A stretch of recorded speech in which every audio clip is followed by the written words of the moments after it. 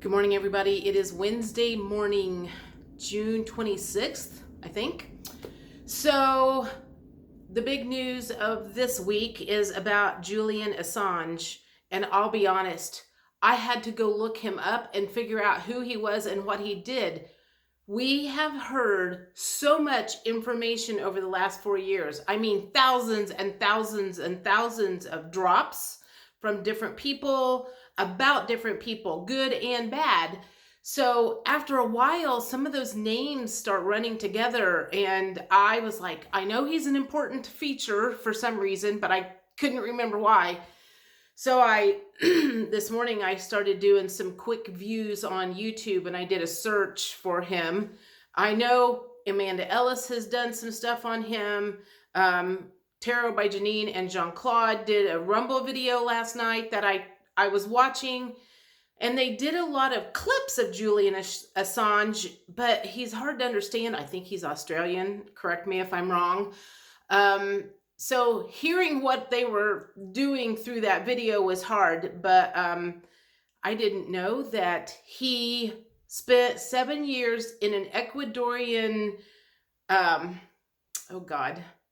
embassy over in London, kind of hiding out for a while because they were after him. So I learned a lot about him over the last few days, few hours, I guess I should say. And the one thing that I did learn is the far left, the young people of the far left see him as a hero. And of course, the far right see him as a hero because he unveiled some of the deep, dark secrets of the deep state. And one of the videos I watched this morning was on Fox News. I mean, there's lots of short little videos that will kind of catch you up on all of the details. And I think this is also a good time where you can find who's working for the right side and who's working for the wrong side, because what's coming out will be honest versus a bunch of bullshit. Unfortunately, Fox News had 3 people doing commentary, and they were like, well, a lot of the far left young people think that this is an awesome thing because it's a win for the journalistic integrity.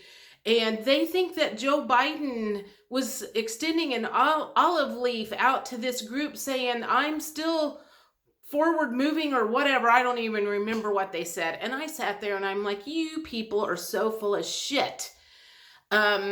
That they even think Joe Biden has anything to do with this. So watch who you want, but just kind of keep an eye on, you might find some new truthers in the process is what I'm trying to say. And we also know, now if I can remember it, one of the biggest quotes that Julian Assange did when he did his WikiLeaks was 98% of Washington, D.C. will go down by XYZ. I can't remember if he put a date or if he just said the end of it. So that is circulating. So I think the importance of him coming out now is 4 years ago, a lot of people didn't know all of the stuff that was going to be revealed. So now he's coming out again because people will understand it. Kind of like when I was watching Aluna Ash back in 2018. A lot of what she said went way over my head, and I just kind of parked it back here, and I'm like, one of these days this will make sense. And I feel like that's kind of what has happened now. They're bringing him to the forefront again, letting him go, and he's coming up as relevant information all of a sudden for those who spent the last 4 years maybe like waking up and catching up and trying to figure out what was going on. So now a lot of what he said is going to make more sense. So I do feel very excited about this whole thing because it feels for me like a relief, because I know there was kind of like some question there for a second. Is he going to be a free man? Is this going to happen or that going to happen? Well, apparently wherever he is at is hours ahead of us in the United States. So this morning, everything that happened yesterday afternoon is being reported. So apparently he is a free man.